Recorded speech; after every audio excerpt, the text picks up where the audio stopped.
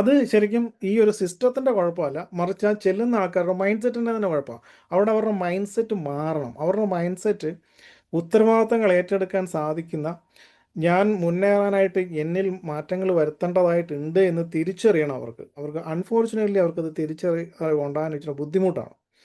അതുകൊണ്ട് അങ്ങനെയുള്ളവർ ഇങ്ങനത്തെ കുറേ എന്തെങ്കിലുമൊക്കെ എളുപ്പവഴിയിലുള്ള കുറച്ച് ടെക്നിക്ക് വെച്ചുകൊണ്ടോ ഒരു വിഷൻ ബോർഡ് വെച്ചതുകൊണ്ടോ അത് കുറേ അഫർമേഷൻ പറഞ്ഞതുകൊണ്ടോ, അപ്പോൾ ഒരു ഉദാഹരണം പറഞ്ഞു കഴിഞ്ഞാൽ ഒരു ഒരു റോസ് ഫ്ലവർ നിങ്ങളുടെ ടേബിളിന് മുമ്പിലുണ്ട് എന്ന് വിചാരിക്കും.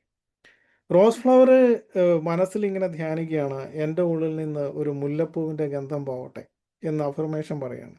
അല്ലെങ്കിൽ മറ്റുള്ളവർക്ക് എന്നിൽ നിന്ന് മുല്ലപ്പൂവിൻ്റെ സുഗന്ധം ലഭിക്കട്ടെ എന്ന് റോസ് ഫ്ലവർ എത്ര നാൾ അഫർമേഷൻ പറഞ്ഞാലും അതൊരിക്കലും സംഭവിക്കില്ല. കാരണം അതെന്താണോ അതാണ് അത് പ്രസരിപ്പിക്കുന്നത്. അപ്പോൾ നിങ്ങൾ പ്രപഞ്ചത്തോട് കൺവേ ചെയ്യുന്ന സന്ദേശം എന്നത് നിങ്ങൾ എന്താണോ അതാണ്, അല്ലാതെ നിങ്ങൾ ബോധപൂർവ്വം എന്തെങ്കിലും ചെയ്യുന്നതല്ല.